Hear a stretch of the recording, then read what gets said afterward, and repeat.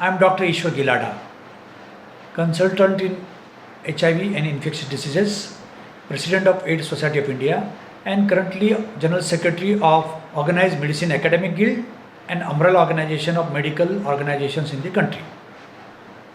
Today, 20th of July 2020, 4 months in the lockdown, we are discussing the disturbing scenario due to COVID-19. We have done enough, but still we are not able to stop because this is an unpredictable virus. The virus initially started from China. We thought it will be only China and nearby countries will be affected.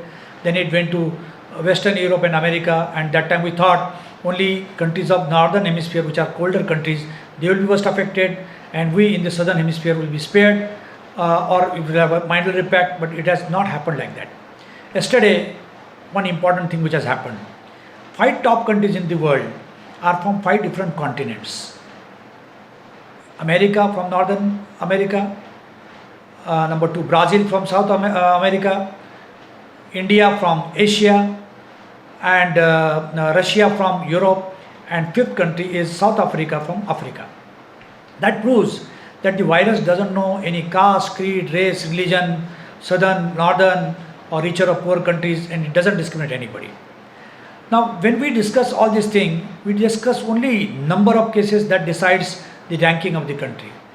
Whereas we must also look at other parameters which we ignore. And we need to look at those issues. I will show you on the graph. And we need to look at also how the virus is percolating to the interior of the country. It started with larger cities, mega cities like Mumbai, Delhi, Chennai, Hyderabad. Thereafter it is going to the tier 2 cities. Currently, Mumbai is reporting 1,000 cases per day.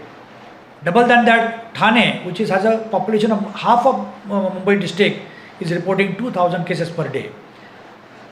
Another 50% more, that is 3,000 per cases, 3 times more than Mumbai, Pune is reporting. And Pune's population is 40% less than Mumbai district. So, and looking at the neighboring district, it is going leaps and bounds there. So, we are looking at peak which has arrived in Mumbai, flattening of the curve, but it is growing somewhere else. And we don't know how long it will spread, how long this will go on. We need to keep fighting, we need to keep treating patient. Most important thing is keeping the patient alive. Whatever medicines are available, making them available and affordable, and keeping them alive. Another important thing is, out of whatever patients are there, only 2 to 4% people die. 96% survive. 80% people do not get any symptoms, they are asymptomatic. So these are some of the good signs. Now looking at some of the numbers, I would like to impress upon some issues where you can see in this worldometer graph, where total number of deaths which are less in India as compared to other places, we are recording less than 2.5% deaths. Whereas in America, you can see out of 4 million people which are infected, 150,000 people have already died. It's close to 4% death rate. And Brazil has a close to 4% death rate also. Now look at number of new deaths. Yesterday, India added 675 deaths in a day, and in that India is ranking 2. It is only after Brazil. And looking at last 1 week's graph, Brazil deaths are going down, India deaths are going up. So possibly will be number 1 in number of deaths also. However, India has been testing less as compared to other countries. India started with 35 per million about 3 months back. Currently it is almost 10,000 per million. So almost 1% people of the population, they are tested.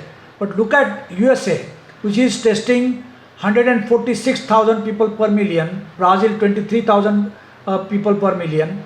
So Brazil is already almost 2.5 times more testing than India in percentage. So if we increase our testing, probably will be number 1 anytime. And that has been said by many of the heads of the states. Now looking at South Africa, South Africa is also testing almost 4 to 5 times more than India. So I think India has a good scope to increase testing. Another disturbing fact is serious or critical cases. In India currently it is shown as 8,944 cases. Probably this number is wrong because for last 1 month this number is not changing. So we need to make certain things dynamic. We need to make certain things which will work better, and we need to innovate. We need to do some of the strategies where young people are involved, because HIV was controlled because of young people's involvement. Currently, what we see in COVID-19, young people are not following lot of SMS, that is social distancing, sanitization and mask. And we need to look at that. People should not take it lightly. The other thing is that India has a compromising nature. So we try to compromise everywhere. Initially, even top big people also said there is no need of mask. If you have gamcha, if you have rumal, if you have something. In mask also there is no standardization. We don't know whether this N95 is perfectly N95 or not. Then when you compromise that and say that use cloth, use dupatta, use gamcha, we are diluting too much. So we should be very strict on using mask and social distancing, and we need to innovate and do something more.